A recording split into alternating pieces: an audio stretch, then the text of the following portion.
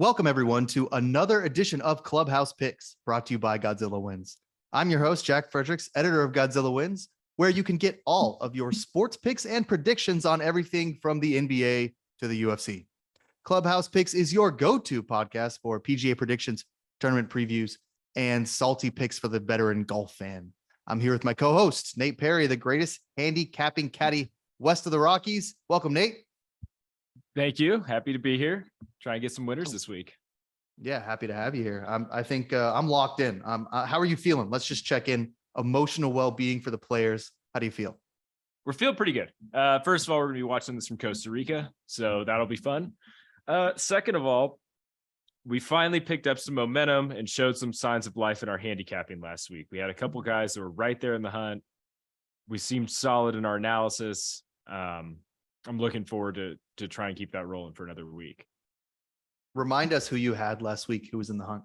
Well, we're talking the Arnold Palmer Invitational. In the Arnold Palmer Invitational, I had Tyrrell Hatton, who was right there. At one point, he was tied for the lead, kind of in the middle of the back nine on Sunday, but a couple bogeys towards the end, like almost everyone else had, and then obviously wasn't quite enough to get it done. Also had Davis Riley, who shot 66 on Sunday, which was huge. So right there, but no winners, but we're getting close. We're getting really close. Getting a lot hotter than you were a couple weeks ago, where it seemed like everybody just missed the cut all the time. Yeah, yeah. Just missed the cut. Right. Yeah. Our first episode, you touted about 6 guys and they all missed the cut. I had Day. That was my biggest bet from last week. We're going to talk about him again. But he good tournament. He was like top 10 finish again. Yep. Davis Riley, who we may or may not talk about, he is resurfacing a lot now. So I feel like everybody's been listening to your takes there, because I see him everywhere as kind of a long shot for this tournament. Mm-hmm. Definitely. Yeah. I mean, he just fits the mold of someone that should play well at TPC Sawgrass. We'll talk a little bit more about the course in a little bit, but he's known as a ball striking sort of first and foremost. And that's really sort of what's favored here is good sort of tee to green play. Yeah, we can talk about that in a minute. Let's just recap the Arnold Palmer Invitational. So Kurt Kitayama gets the win there in a really exciting finish to a tournament. That's why we love these designated events, because we get all of this incredible action in a tournament that is usually pretty exciting, but nothing like this, where you had all these guys at the top of the leaderboard, bunch of stone cold closers. And the biggest thing for me, because I rewatched some of it on Monday, because that's what I do with my time, is rewatch the tournament from Sunday. And the biggest thing that struck me in that tournament, one, Kitayama being able to finish around all those leaders. That was crazy for a guy who I didn't expect to be able to close like that. The other thing was Spieth bogeying like the 4 or 5 holes in the back nine, and all of a sudden going ice cold with his putter, which we've seen him do before. And it's always frustrating to be we're all Jordan Spieth fans here, to watch that guy be so close. And he really could have run away with the tournament. He missed a lot of gettable putts. But what do you think about Kitayama? I mean, what a gutsy day. I mean, the guy, and it's funny because he melted down twice. He melted down on Saturday and looked like he was going to fall apart. And then he birdied like 2 of the last 3 holes and kind of steadied the ship. And they did the same thing on Sunday and then just answered with a bunch of birdies. So, I mean, like the mental toughness to be staring down Rory closing on the leaderboard, Spieth closing on the leaderboard, Cantlay closing on you, Scotty Scheffler, Tyrrell Hatton, guys that have won big tournaments, major winners, all right there. For Kurt Kitayama to find that birdie on 17, which was just massive. And then, make 18 just sort of easier on himself. I mean, he was just phenomenal, just really good. He was really incredible. All those guys really went cold with the putter. Kitayama was able to make. Everyone missed putts. And then Rory got up afterwards and was like, I don't think this is the product that everyone wants. Like when guys are just moving down the leaderboard because they're making bogeys, not moving up because of birdies. But I thought it was a really exciting tournament because they're making bogeys. I didn't feel that way at all. Yeah. Rory McIlroy is never going to feel that way. He wants to make birdies and win tournaments. That was sort of an interesting comment from the guy who has become basically the mouthpiece for the PGA Tour.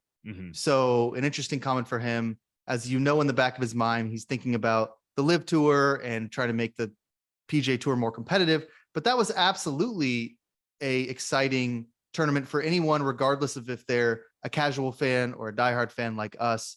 That was very exciting to see all those guys bogey putts. I mean, yeah, if they had all birdied the putts and the tournament ended at 11 under in the playoff, of course that would be exciting, but bogeying putts, to me, it shows that these guys are human. At the end of a tournament, they all get in their head. I mean, man, Hatton is so fun to watch, but coming down the stretch, every time he swings the club, it's like he thinks he hit it into the trees. He misses a pretty difficult putt on like 17 and has a meltdown. Yeah. And it's just, I mean, we know that about Hatton, but those are still interesting moments. So I don't really agree with Rory as a golf fan, but I understand his perspective from a PGA Tour player. Yeah. Well, and I think he was just frustrated too, because like he hit a bad shot on like 14 or 15 and then, made a couple errors. So I think he was just frustrated overall with his round and kind of just leaked into that press conference a little bit. But yeah. I thought it was awesome. I mean, the guys missing putts felt extremely relatable. Just, all those 5-6 footers that Spieth missed, Hatton missed a few from that range that probably cost him the tournament. I mean, Rory missed some putts. It was just crazy. Spieth missed one on Spieth missed one on like 16 and it didn't break. And he looked back at his caddy and basically cussed him out. And I mean, you got to love that from Spieth. I mean, we know he loves his caddy, but man, he was hot. Whatever information he was given right before he made that putt or attempted the putt was wrong, and he was pissed. Yeah. But look, it was a fun tournament, and now we're heading into the Players Championship, which is the 5th major, a really important tournament on the tour. Huge purse for these guys. They've all been playing a lot of golf because of these designated events. So a lot of them should be maybe not peaking, but playing some really good golf. And we're going to talk about that in a little bit. One of the most important things about the Players, just like we talked about at Bay Hill and like we talked about at the Honda, is that these guys, the course is very difficult. This is another course that is hard to play on if you've never played there before. It can be very difficult to make the cut. Guys who make cuts routinely often struggle here to make the cut. It's just a very unique and interesting course. So Nate, tell us a little bit about TPC Sawgrass and why this course is so difficult and takes some time for these guys to get used to. Yeah, so it's a really just sort of a tricky golf course. It's not overly long, plays par 72, 7,200 yards, which is, pretty standard by tour standards. The problem with it is that it's not a straightforward 7,200 yard course. There's a lot of dog legs. There's a lot of water that sort of limit like where you can drive the ball. So power is sort of neutralized here in that instance, right? You want guys that are precise.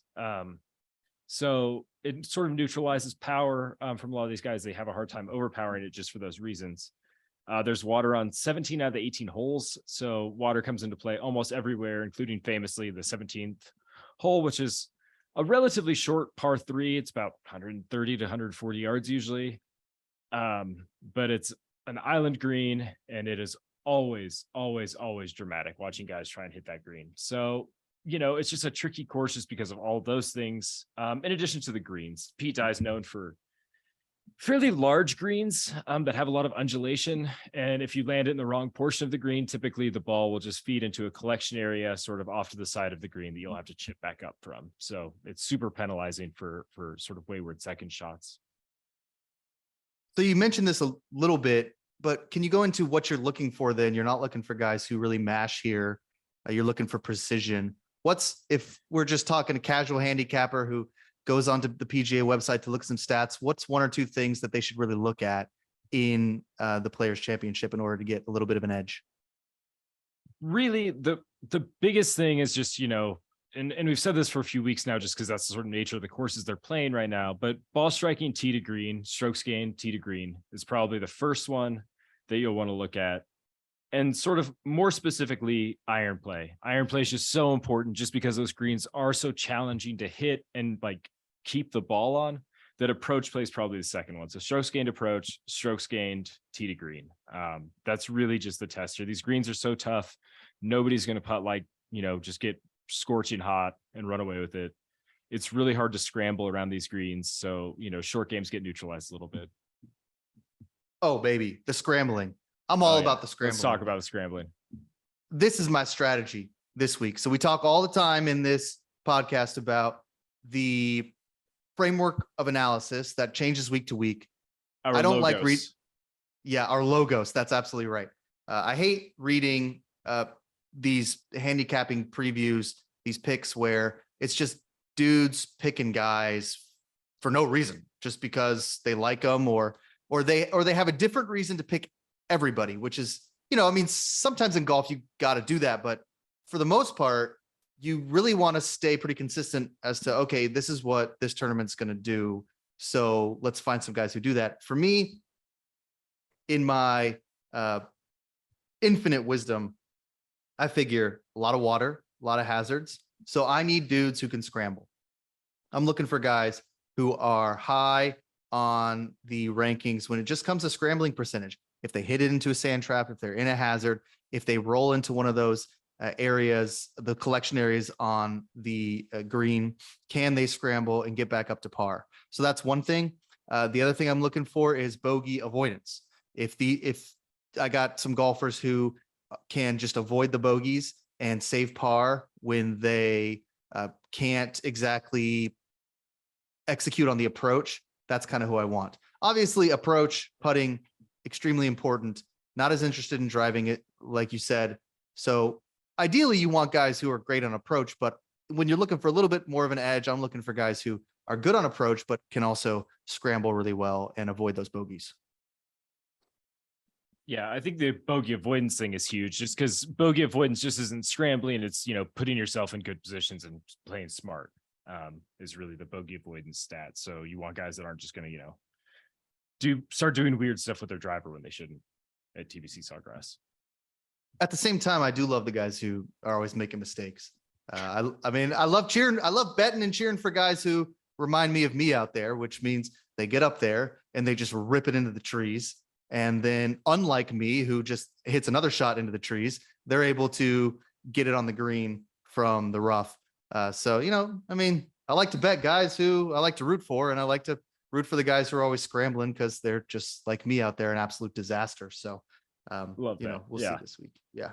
I'm not exactly hitting it 340 yards in the middle of the fairway like Rory, but every once in a while, maybe I can get it about 80 yards if I if I hit a ground ball, maybe I hit the fairway then, but not going to be playing at TPC Sawgrass anytime soon. So Nate, before we get to our new format, which we've worked very hard on, I want to tell everybody about Target Trading. This is one of our sponsors. Clubhouse Picks is brought to you by targettrading.co. With all the fear out there about the economy and personal finances, many people are turning to trading the markets to help support themselves and their families. Trading is risky. There is no doubt. Trading is not something that should be entered lightly, and that is all the more reason to get the proper training and education. Target Trading Academy is considered the #1 futures trading education company in the industry. Over the last 15 years, the team has developed successful, respectable, repeatable trading strategies, and Target Trading Academy delivers these trading methods to you in a highly structured and effective learning environment. Want proof? Check out the student reviews on Trustpilot and online. You're going to find 5-star reviews across the board. See why Chris says Target Trading Academy is a step to a better financial future and quality of life. Whatever the reason you may want to learn and do futures trading, you will not be disappointed with choosing the Academy. But don't listen to the reviews only, Nate. Find out for yourself. Go to www.targettradingacademy.com.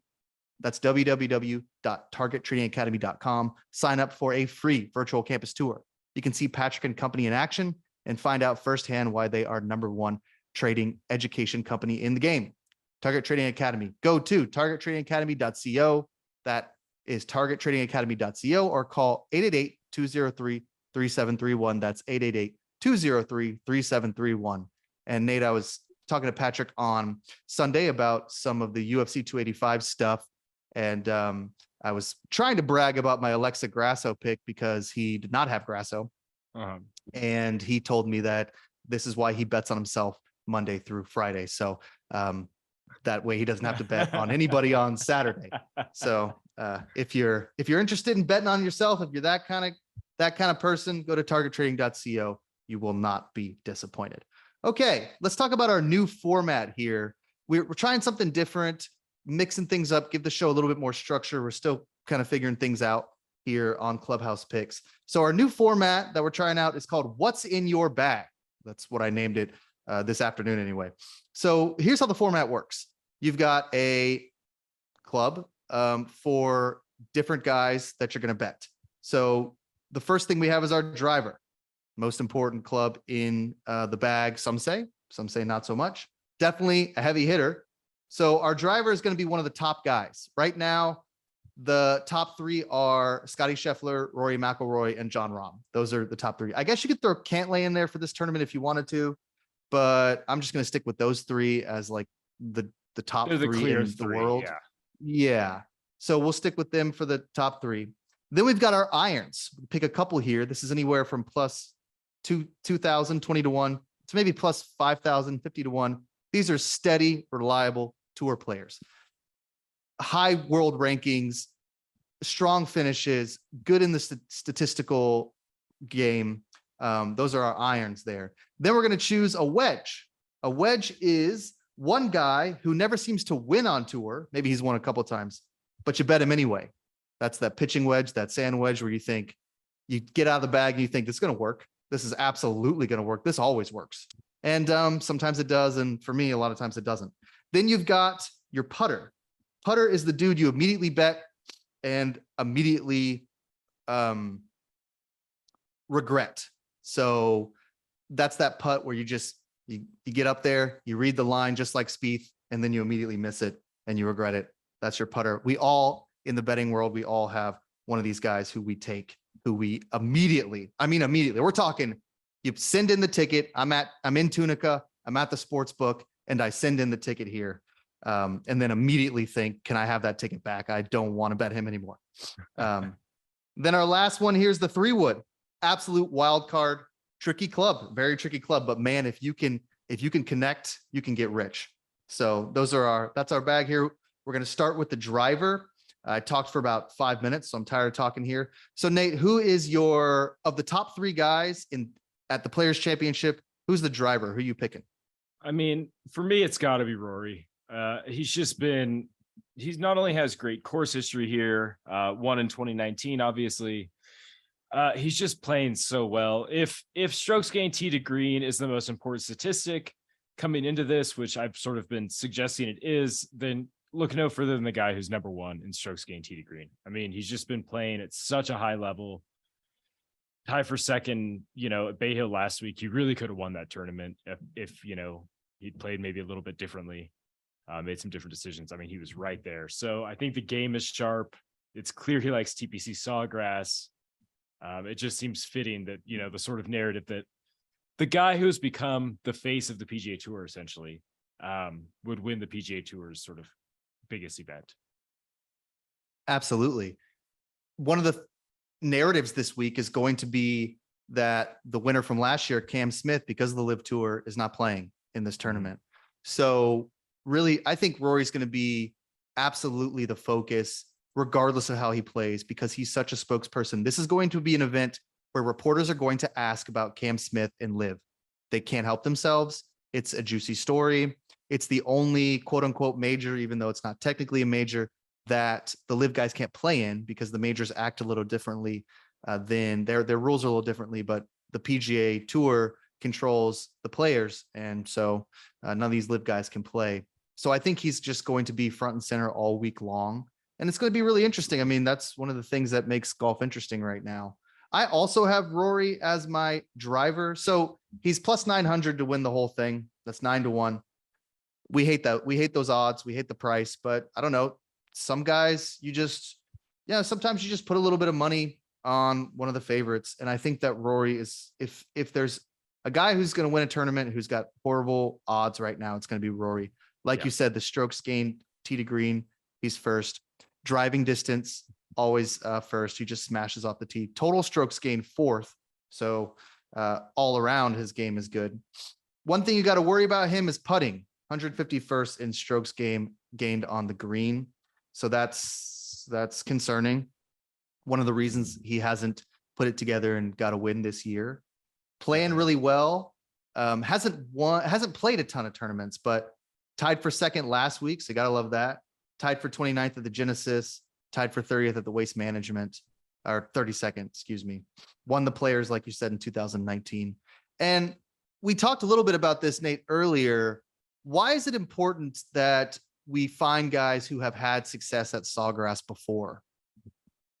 Just because it's such a specific type of course, even if you don't have a guy that has played, Sawgrass particularly well, there's often sort of, Pete Dye designed courses are all sort of the same. They're all really challenging off the tee, and that, precision is more than distance because of the dog leg. So you really have to put it in the right place, and they have really funky greens.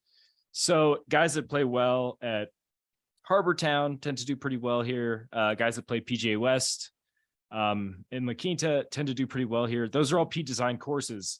So you look not just at, guys who've done well at Sawgrass, but sort of the bigger body of work. And they all tend to play well over and over and over again on those courses.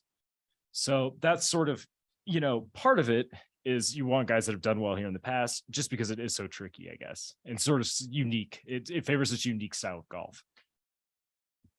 And not all these guys who are heavy hitters, 20th, 30th in the world, play well at Sawgrass. A lot of them struggle to make cuts. So, yeah. I mean, it's guys not like Bang don't play well here. I mean, Webb Simpson has a win here. Fred Funk had a win here. A lot of shorter hitters have done really well at Sawgrass. So it's definitely, that kind of course. Poor Webb Simpson. He stinks right now. And it's too bad because he's great. I mean, he's so much fun to watch when he's really good. Like you said, he's so precise, but he is like really struggling on the tour right now. Yeah. But yeah, I guess we'll see. Let's hope so. He won a major. So any consideration to Rahm or Scotty? I mean, Rahm looked like he was going to win last week and then fell apart on Saturday and Sunday, which John Rahm will do. And we talked about that. He does that. He's not a guaranteed winner when he's playing great on Friday or Saturday. He can kind of fall apart. Any thought to those guys? I mean, Scotty was right there last week. I think I like Scotty's game a little bit better right now. I mean, he was right there last week too.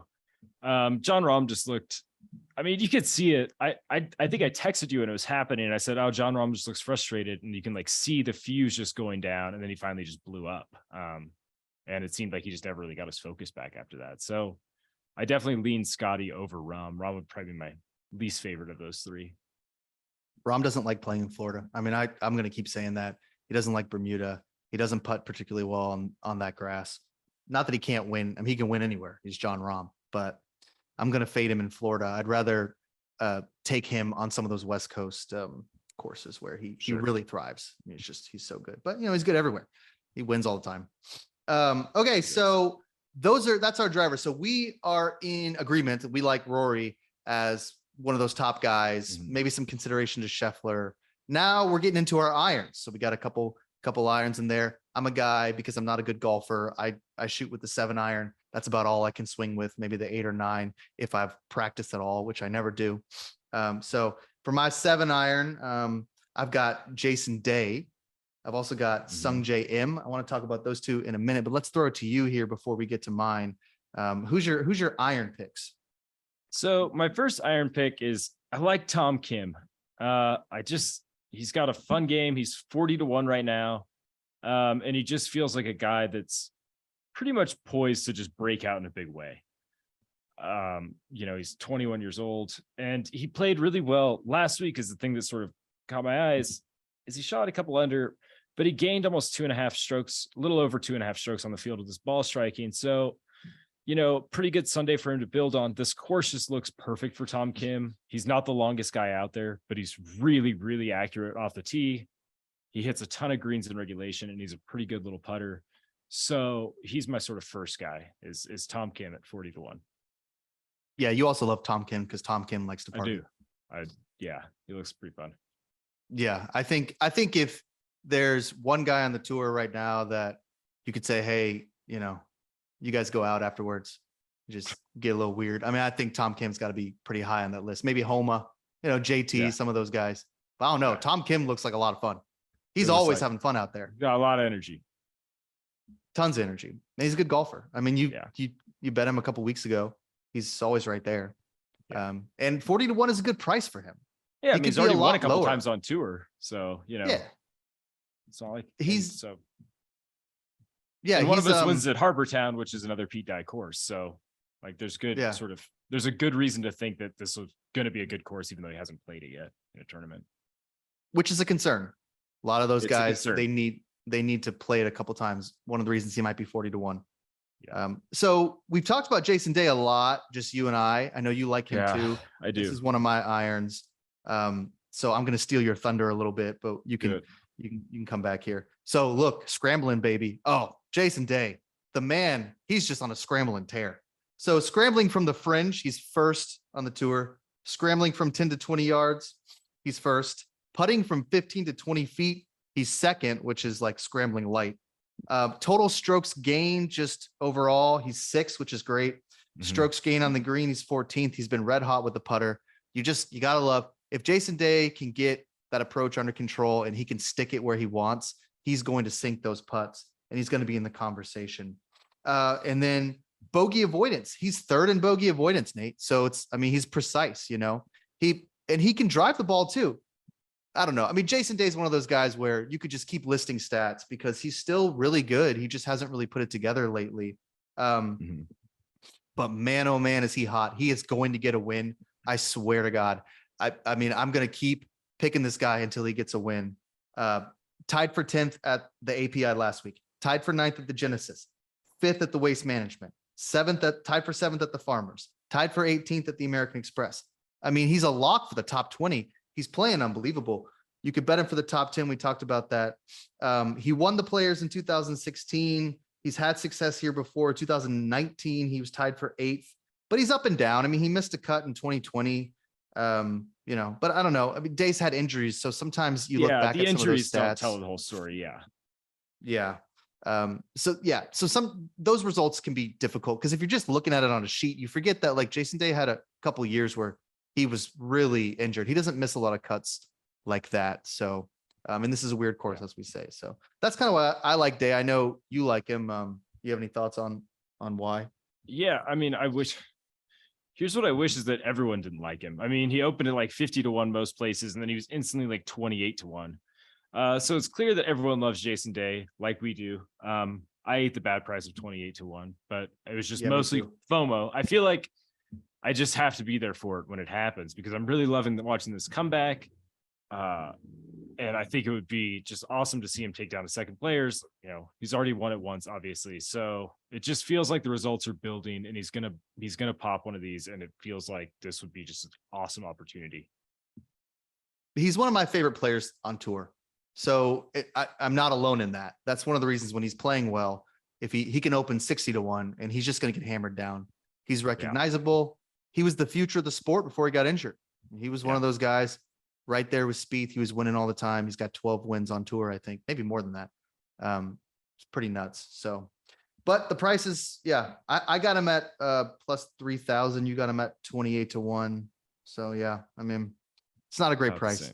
Not awesome. Yeah. Not for a guy who's not winning. Yeah, right. For a guy who hasn't won in like 5 years, not a great price. Yeah, right. Yeah. I mean, 65 to 1 would have been better. The Fowler number, as I like to call it, 60 to 1. Fowler just always blind price there. at 60 to 1.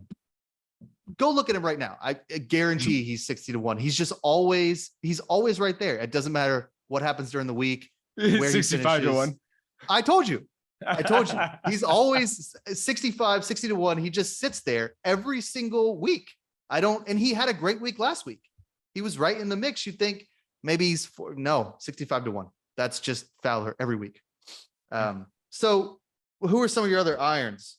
Who else do you like in this mid-range? It's drifting out of the mid-range a little bit, but I really like Corey Connors this week. So he's Okay. another one that I've sort of been looking at. He just fits the mold of kind of the guy that I want to bet on this type of course. Really, really good ball striker, elite ball striking numbers, and just an absolute liability with the putter. But at these types of courses, sometimes the putting stuff gets neutralized. So if there's a type of course you can win at, it's got to be something like this.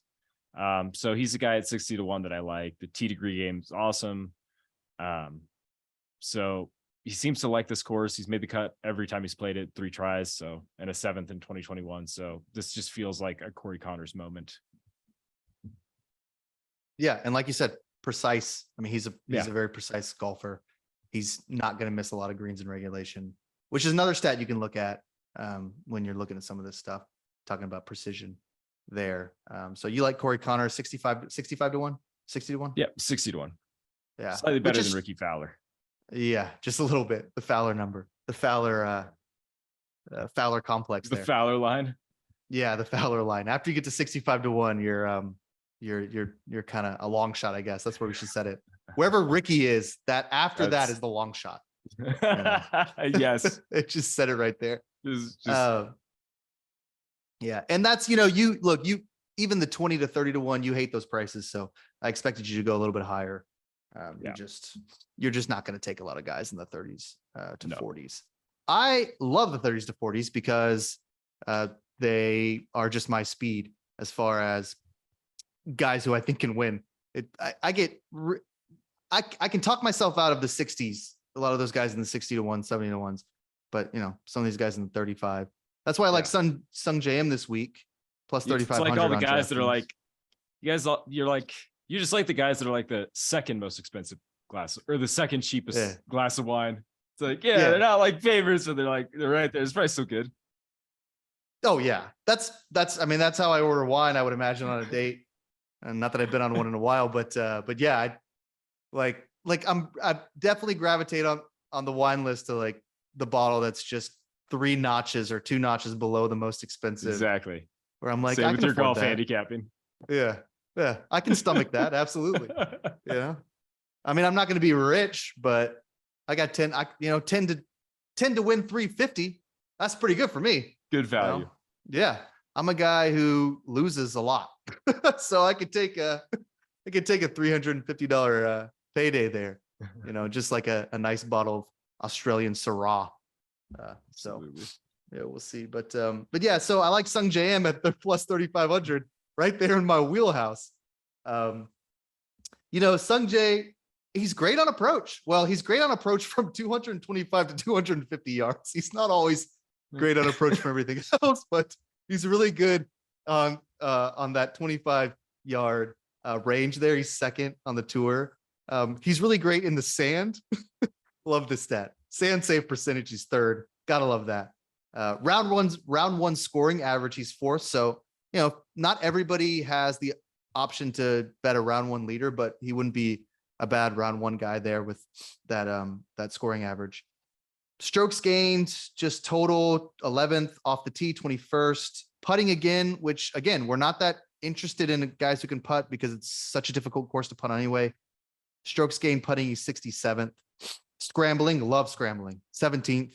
Also 17th for bogey avoidance. Which bogey avoidance is important.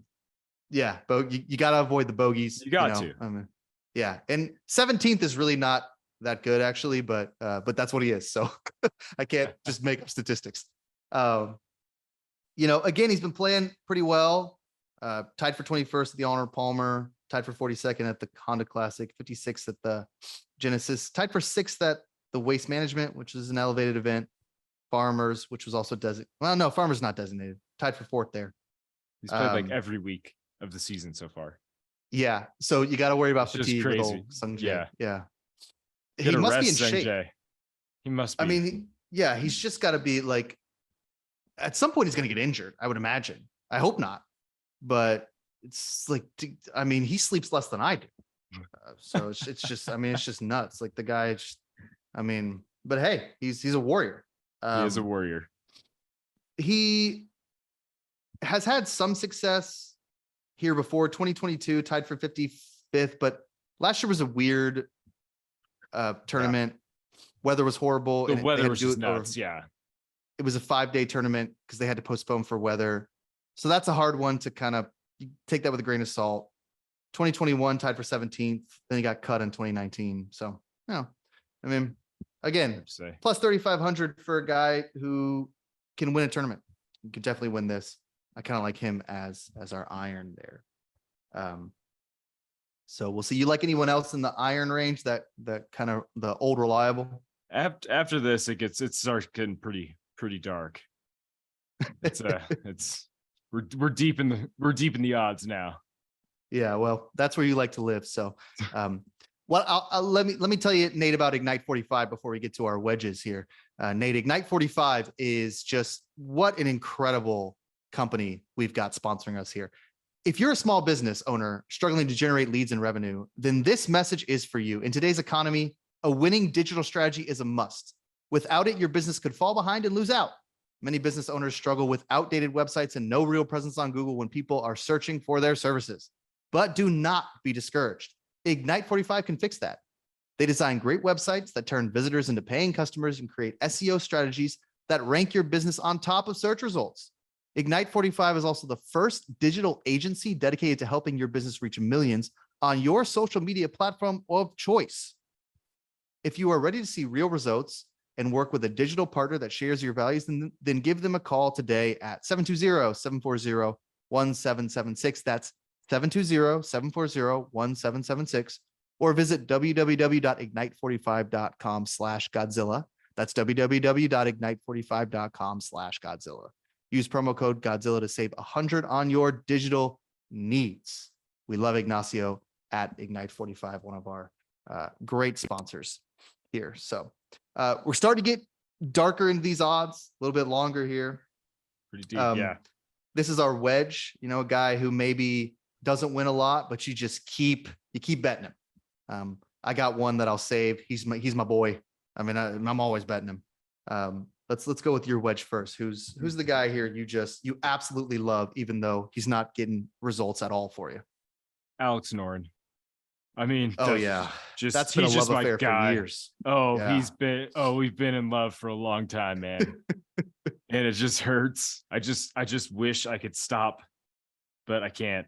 I mean, the ball striking's okay now. He's putting really, really well. Short game is great. His approach game just needs to be like okay. Like if he can just find a way to like be okay off the tee, his game looks like it's right there. It looks like it's right there. So at 100-1, I can definitely talk myself into this being an Alex Noren golf course. Just approach play, it just looks like a thing that he can be good at, but I don't know, man. It's just what? I mean, why can't you quit him? Is it a swing? I think so. It's just a really weird swing that I like to watch. Yeah. And I don't know. I think he's just a goofball. Like he's just a guy that I just like to watch play. He's weird. And when you get down here, these are guys like when we're talking about the wedge, the idea here was just guys that you love who maybe don't make you any money or don't make you look smart because they never win. But when you're watching these tournaments at 8 a.m. like we are, you got to have someone to root for. Yeah. Especially on Saturday and Sunday, some guy makes the cut and you think, I don't know if he like Alex Noren could shoot 64 on Saturday, maybe moves up a little bit. All of a sudden he's in contention. So that's kind of what we're going for here is just guys we like to root for, but guys who are long shots. I mean, look, I love to root for Justin Thomas and Tony Finau, but I hate the price at 18-1 or whatever, 22-1. I mean, God, Justin Thomas, like I love Justin Thomas, but he'll never be more than 24-1 plus 2,400. I mean, he sits right there. I mean, he's incredible. At least like Spieth, you sometimes can get a good price because he's such a disaster sometimes. Yeah, just one colossal meltdown and suddenly everything ticks up 10 points. Oh, he played so well and he's like plus 4,000 plus 4,000 this week. Yeah, and he's right there at 40-1. Yeah. So I don't know. We'll see.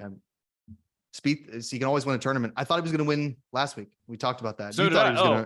I spent the whole morning just being like, Spieth is going to ruin everything for me. It's going to be Hatton and Spieth, and then Hatton's going to do something dumb, and Spieth is going to win. I was never more certain of anything in my life.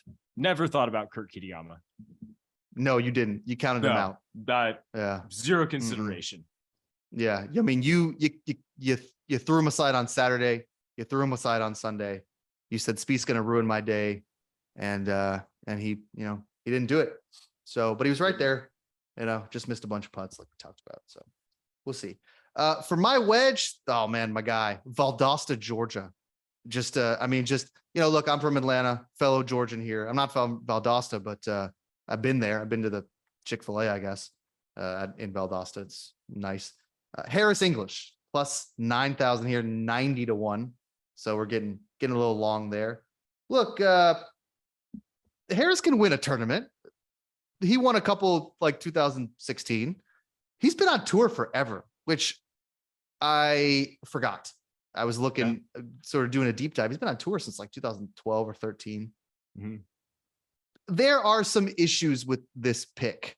I would not say that this falls into my logos. Now, what is he good at? Well, he's first in longest putts, so he's good at that.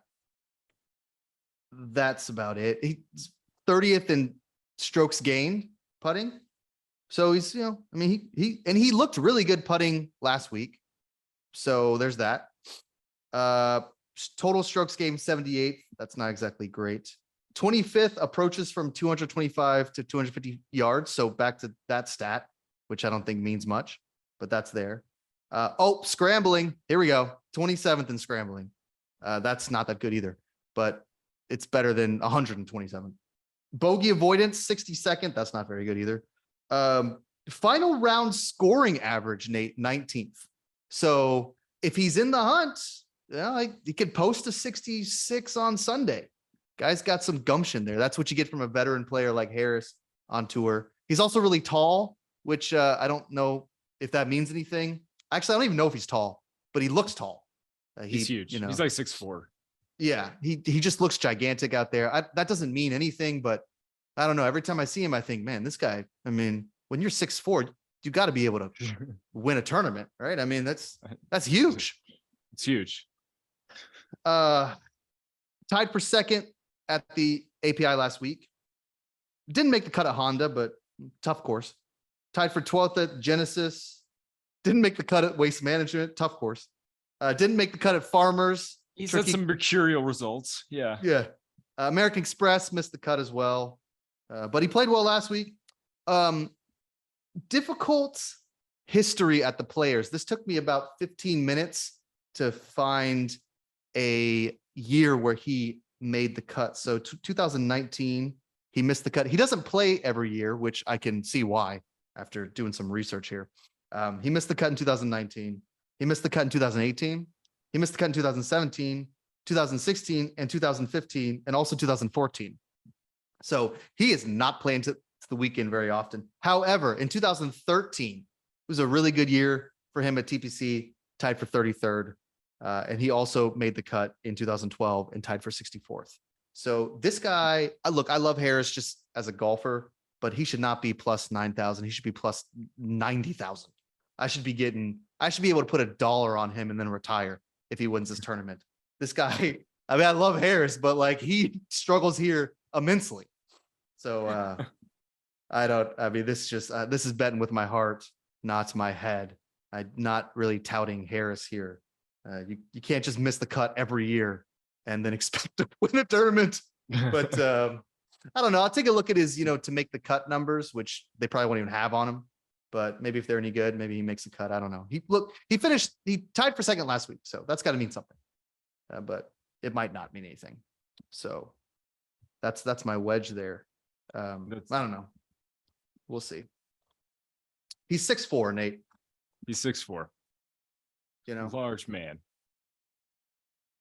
All right. We on the putters? 6'4". Yeah. Yeah. Look, I could talk about him being 6'4". Being 6'4" for a while. I just feel like if you're 6'4", you can really win you got to be good if you're 6'4". That's huge for a golfer. I think. I have no statistics to back that up. The average height might be 6'3" for all I know. But JT doesn't look 6'4", so yeah, let's go on to putter. So putter this is a guy who you bet and then you immediately regret. Mhm. So I know you have about 20 of these a week. So I guess just pick one or two. Tell me the guy who you just absolutely regret. Narrowed it down. Probably Taylor Pendrith is probably the one that I was just like, that was a few beers. That's just gone now. That's just gone. 250 to 1. Thought nothing better than Taylor Pendrith here. I talked myself into it on basically like one criteria, which was like played pretty well at some Pete Dye courses. That was literally it. Just being like, oh, results pretty decent. Tied for 13th last year in like a monsoon. Seems fine. And that's it. There are no stats to back this up. He's completely indefensible. He's okay off the tee. He's 46 off the tee in strokes gained. Everything else is bad. Everything else is bad. Tee to green, bad.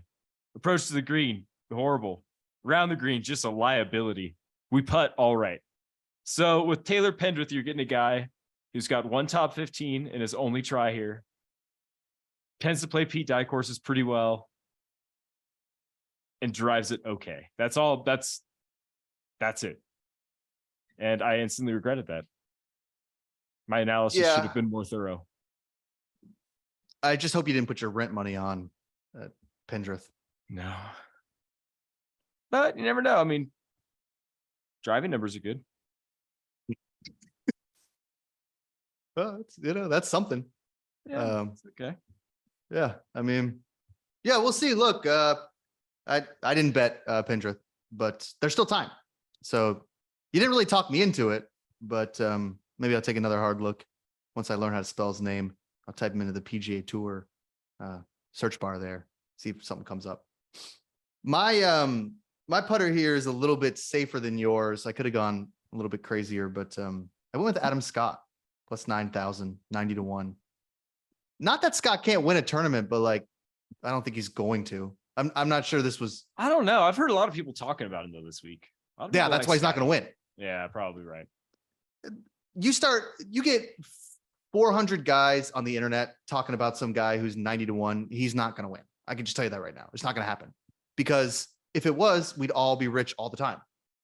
These guys would just be nailing 90 to 1 odds constantly. So he's not going to win. But there's a lot you got to like as far as approach. Oh man. 75 to 100 yards approach, he's first. Inside 100 yards approach, he's first. Final round performance, he's first, which is kind of a weird stat. I mean, whatever, but he's first, at least this year. Not great strokes gained, 137th. No. Strokes gained off the tee, not great, 58th. Approach to green, strokes gained, 132nd. Like if this were 98 and we were just looking at like total distance or whatever, we'd be like, Adam Scott looks great. Yeah. But when you start looking at some of the advanced numbers, strokes gained putting 173rd. We all know Scott can kind of fall apart there on the green. Yeah. Bogey avoidance, 103rd, not good. Tied for 31st last week, so he was kind of sniffing. I mean, sort of top 40. Genesis 65th, Sony Open. He hasn't played a ton. I mean, you're kind of digging deep when you're talking about the Sony. It was a while ago. Yeah. But yeah, but tied 24th there.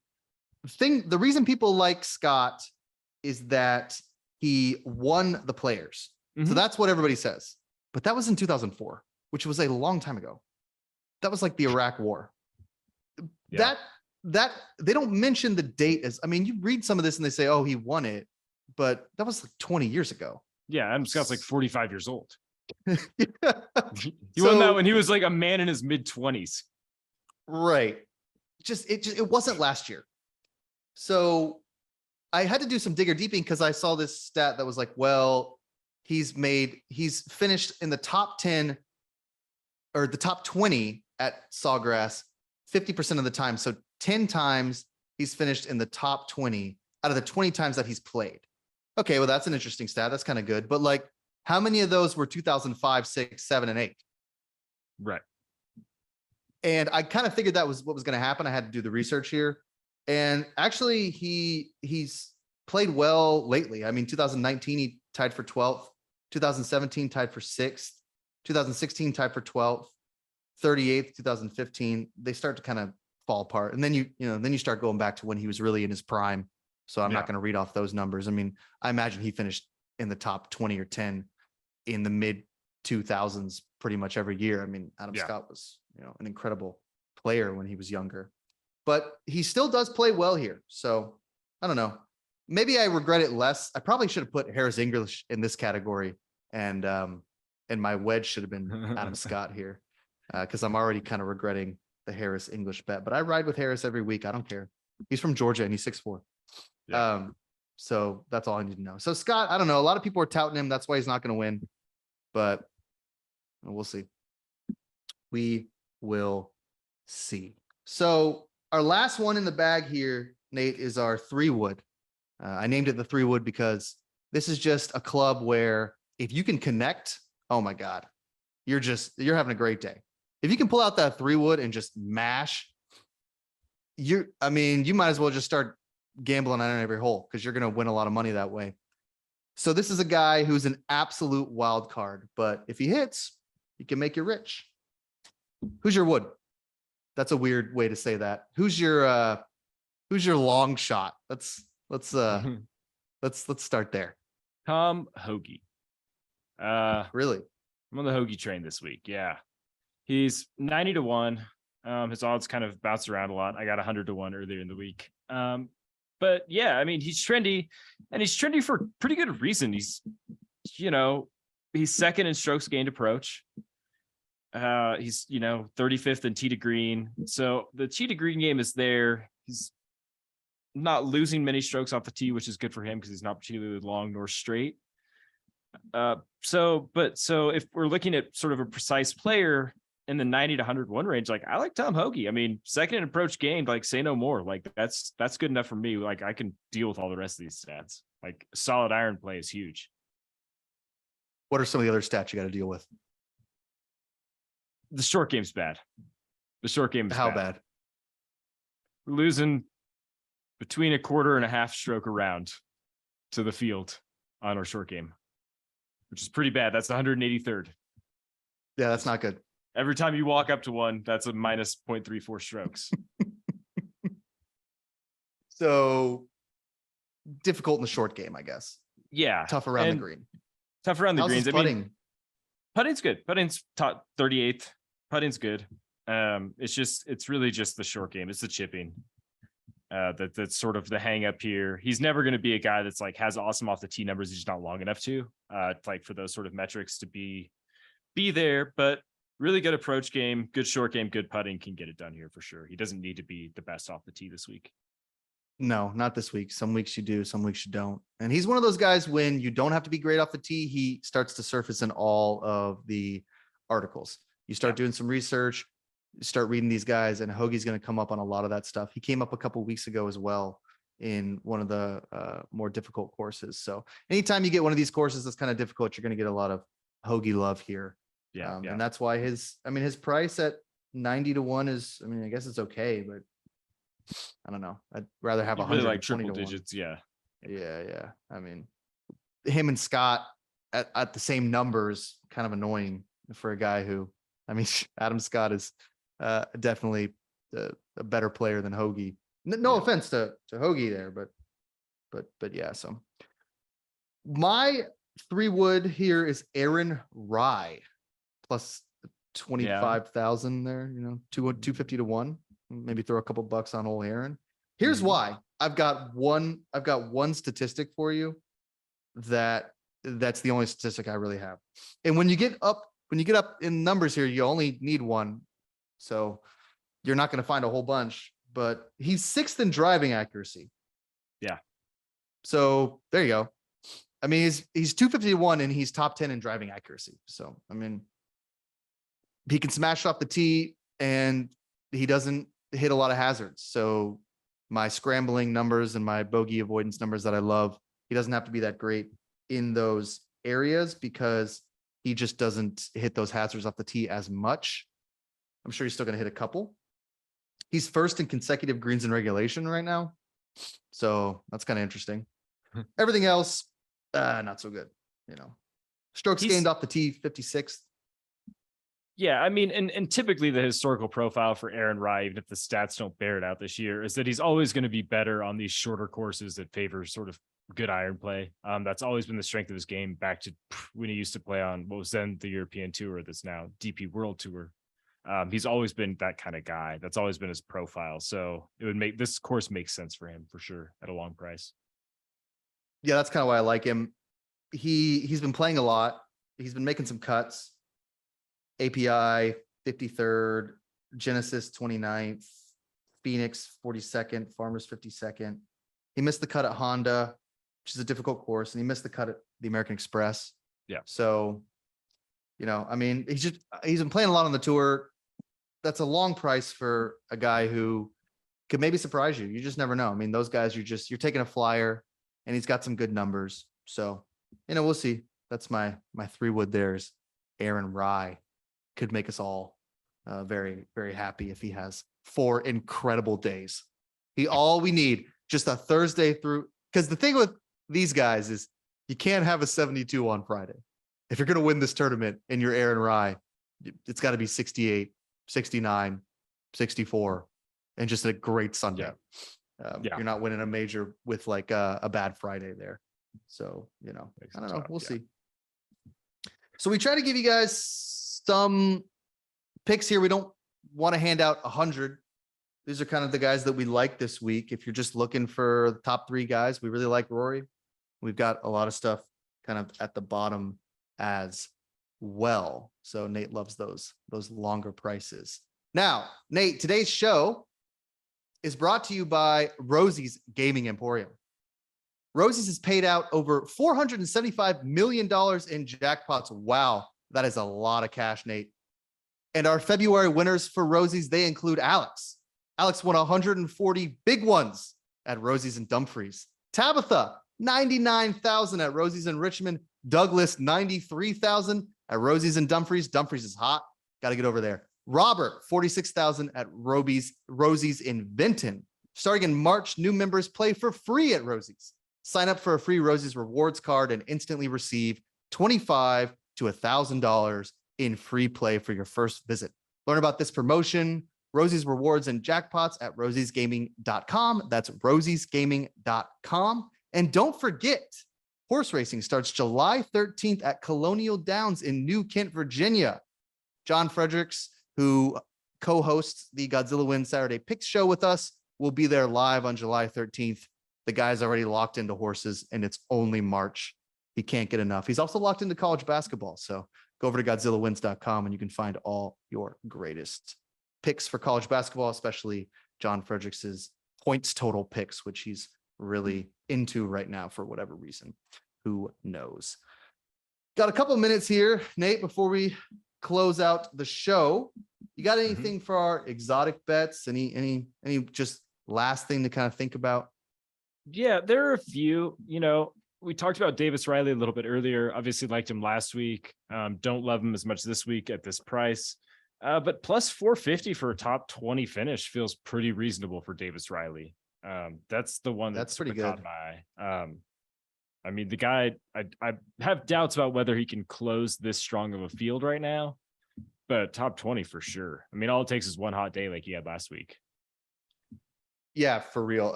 I mean, he can sneak in the top 20. Do you remember where he finished last week? Because he was playing well.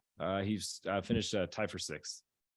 Oh yeah. He was 6 under. Yeah. I mean, winning was 9. So he's right there. Shot 66 on Sunday. So obviously playing well.